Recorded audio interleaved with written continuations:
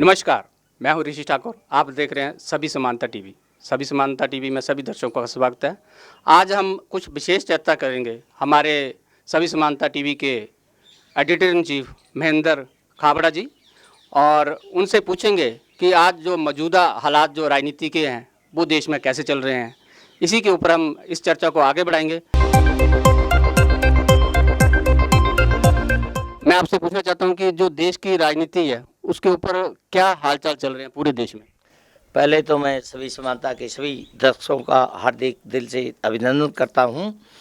और बात जहां आपने चालू की कि आज के देश के हालात कहाँ हैं, सबसे पहले तो मुझे यहीं से इस से पैदा होता है कि मैं देश के हालात कहाँ से चालू करूं, आपको बताऊं। और इस देश के हालात कितने अजैबो-गरीब बन चुके हैं, इसके बारे में मैं बताना चाहूँगा आपसे। इस देश के हालात आज के दिन, सबसे पहले हम चालू करते हैं बड़े ऊंचे लेवल के लोगों की। इस देश के अंदर राजनीतिक हालात जो घटनाक्रम हो रहा है इस देश के अंदर, वो बड़ा चिंता का विषय है। चिंता का विषय यही छोटा नहीं है, बहुत बड़ा है। इस देश का लोकतंत्र लगता है खतरे में है। इस देश की लोकतंत्र की जो व्यवस्था बनी थी वो ऐसा था कि भारत देश बड़ा मजबूत लोकतंत्र है और मजबूत लोकतंत्र रहेगा। लेकिन हमारे राजनेताओं की जो चाल है आज के दिन, राजनीतियों का जो व्यवहार है आज के दिन, देश के ऊपर जिस प्रकार की राजनीति हावी हो चुकी है, उससे ऐसे लगता है कि लोकतंत्र कहीं न कहीं विघटन की ओर जा रहा है जी। इस पर हमें सोचना पड़ेगा।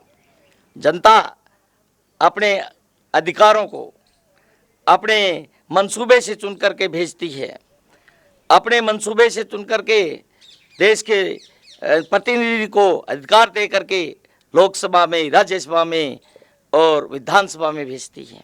आपका मैं इशारा समझूं तो जैसे भारतवर्ष में कुछ राज्यों में सरकारें तोड़ी गई, बनाई गई, उसकी तरफ तो नहीं है, क्योंकि बहुत लंबा एक्सपीरियंस आपका मीडिया में है, तो उस तरफ तो नहीं है इशारा आपका। बिल्कुल ऐसा ही है।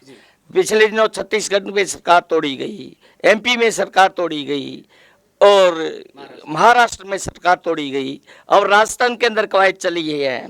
इस तरह से जो चुनी हुई सरकारों को अविश्वास में ला करके जानबूझ करके काम करने का जो सरकार का तरीका होता है, उन तरीकों को ख़त्म कर करके अपने स्वार्थ के अंदर जो राजनेता इस प्रकार का देश के अंदर माहौल पैदा करता है, वो देश न तो देश के हित में है, न राष्ट्र के हित में है, न जनता के हित में है। मैं ऐसा सोचता हूँ कि उन राजनेताओं को अपने निहित स्वार्थ छोड़ करके, निहित स्वार्थ की अपनी राजनीति छोड़ करके इस देश को मजबूत बनाने में लगना चाहिए और देश के अंदर विश्वास पैदा करना चाहिए।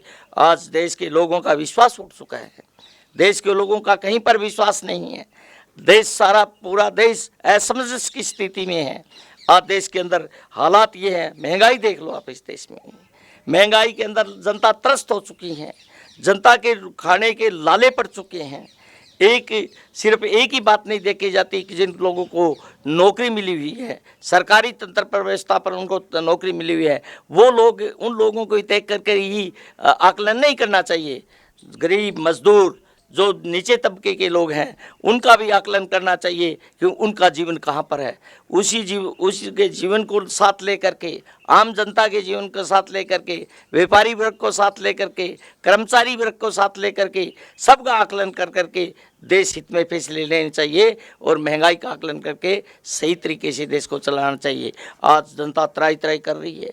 चीनी 45 रुपये किलो, 50 रुपये किलो, सरसों का तेल 170 रुपये लीटर, और आम जो खाने की चीज़ उपभोक्ताओं को जो डेली उपभोक्ता की चीज़ें हैं वो आसमान छू गई हैं। जब सिलेंडर देखो, सिलेंडर कहीं पर 450-500 रुपये होता था, आज 1070 रुपये सिलेंडर बिक रहा है देश के अंदर। कहीं कहीं पर तो ये उसके अंदर मिलता है 1200 रुपये तक में इसकी कीमत आकी जाती है।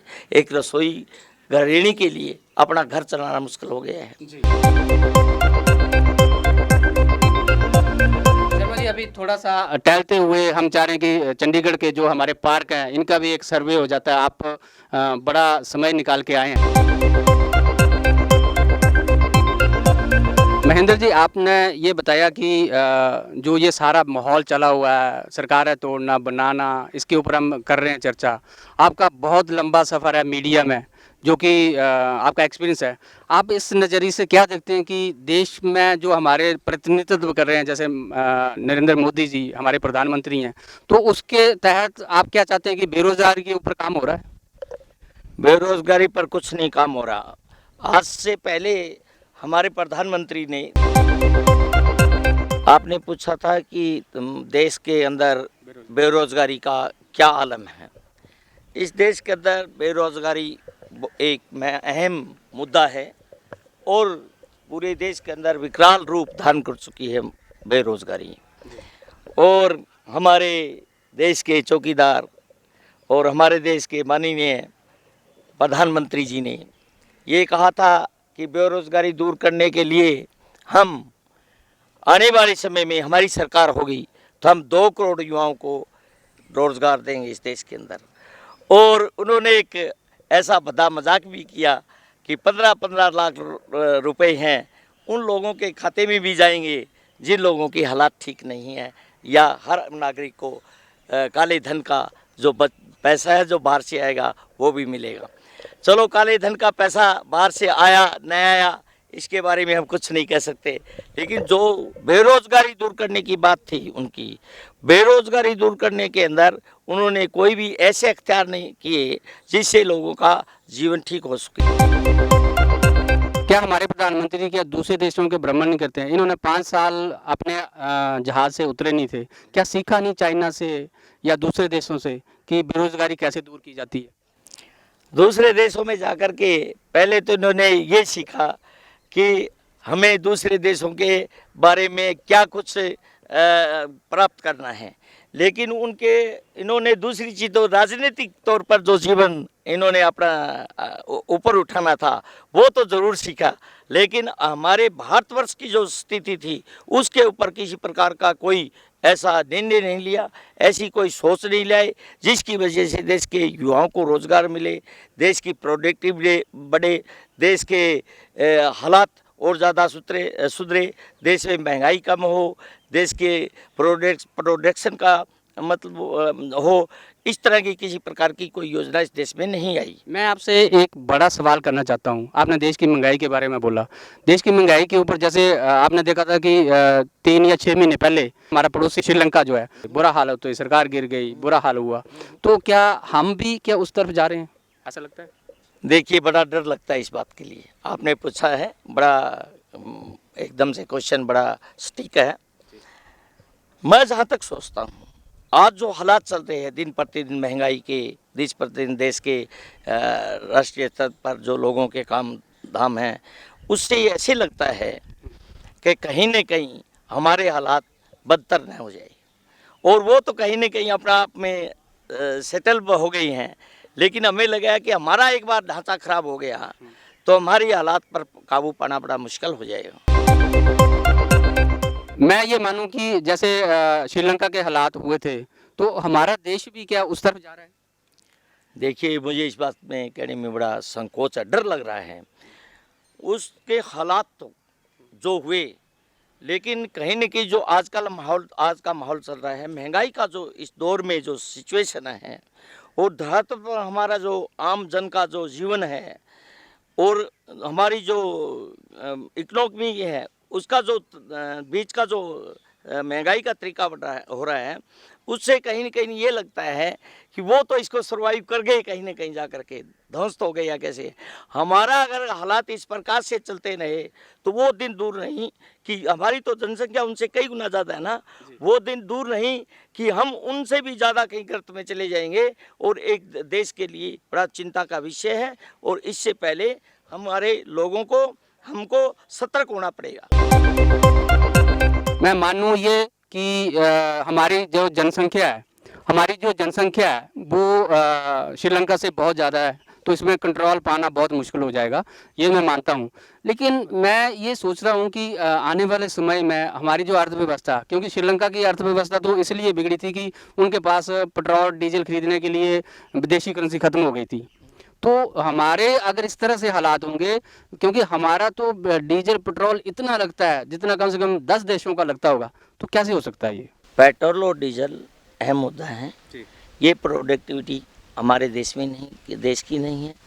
हम दूसरे देशों से इसे मंगवाते हैं और जिसके बदले में जो हमारी इकोनॉमी की है, जो दिन प्रतिदिन छीन होती जा रही है, इसके लिए हमें भी सचेत होना पड़ेगा। क्योंकि जिस प्रकार से हमारे जो संसाधन है वो संसाधन तेज़ी से बढ़ रही हैं, तेज़ी से अधिक संसाधन है तो अधिक पेट्रोल और डीजल यूज होगा। इस पर लोगों को भी ध्यान देना होगा। और मैं जहाँ तक सोचता हूँ कि जो हमारे यहाँ पर जो इस प्रोडक्ट में जो लोग लगे हुए हैं, कुछ कंपनियां लगी हुई हैं, उनको भी अंकुश लगाना ज़रूरी है। क्योंकि वो आए दिन रेट बढ़ाती है, आए दिन मनमाने रेट बढ़ा करके जनता को लूट रही है। चाहे वो कोई भी कंपनी हो, रिलायंस हो, चाहे भारत पेट्रोलियम, कोई भी कंपनी हो, जो कंपनी इस क्षेत्र में काम कर रही है, इस देश को लूटने का काम कर रही है, इसको लुटाने का काम कर रहे हैं, उन लोगों का भी आप लोगों को पता है, जनता को पता है, आम जनता को पता है कौन इन कंपनियों के द्वारा हमारे देश को लुटाया जा रहा है। इसीलिए उन लोगों पर अंकुश लगाना होगा। अगर महंगाई बढ़ती है तो ये भी एक कारण है, क्योंकि संसाधन के माध्यम से ही महंगाई की वजह उसके रेट बढ़ेंगे तो ये निश्चित तौर पर है, ढुलाई भी तो उससे होता है, संसाधन होते हैं। परिवहन सिस्टम है, इसमें परिवहन सिस्टम इससे जोड़ा जा कर देखें तो उसके रेट बढ़ते हैं तो आम उसकी चीज़ के भी दाम बढ़ेंगे और तब से दाम बढ़ेंगे तो आम जनता पर बीमार पड़ेगी। लेकिन अब हमारा देश कैसे संभलेगा, इसके लिए हम हमेशा चर्चा आपसे करते रहेंगे। शर्मा जी, आपका बहुत बहुत धन्यवाद। आप हमारे स्टूडियो में आए और हम आज आपका ये जो सभी समानता टीवी चैनल, इसको आगे आप लोगों ने आपने टाइम दिया और दर्शकों के लिए एक मैसेज छोड़ा कि हमें कैसे जीना चाहिए और कैसे हम लोग आगे जो है इसको ऊपर काम कर सकते हैं। ये राजनीति के लोगों को भी सोचना चाहिए और जो हमारे आम आदमी हैं उनको भी सोचना चाहिए। महेंद्र शर्मा जी, आपका बहुत बहुत धन्यवाद। Thank you very much. तो मैं आज आपको बताना चाहता हूँ कि हमारे स्टूडियो में सभी समानता टीवी में हमारे मुख्य संपादक जी महेंद्र जी आए थे और उन्होंने बहुत इसका विश्लेषण किया। हमारे देश में राजनीति कैसे चल रही है, हमारे अर्थव्यवस्था कैसे चल रही है, उसके ऊपर उन्होंने बहुत अच्छे सुझाव दिए हैं। मैं सभी देशवासियों से यही अपील करना चाहता हूं कि इन सुझावों को मानें और इसको आगे गहन इसका सोच करें, ताकि हम लोग जो हैं इसको आगे बढ़ा सकें और अपना जो जीवन है उसको बढ़िया बना सकें। तो आप सभी दर्शकों का हमारे इस चैनल के साथ जुड़ने के लिए बहुत बहुत धन्यवाद करता हूं। आप इस हमारे चैनल को, सभी समानता टीवी को प्यार इसी तरह से बनाए रखिए और इसको लाइक, सब्सक्राइब और शेयर करना न भूलें, ताकि हम लोग इसको आगे बढ़ा सकें और आप लोग आगे बढ़ाएं। धन्यवाद।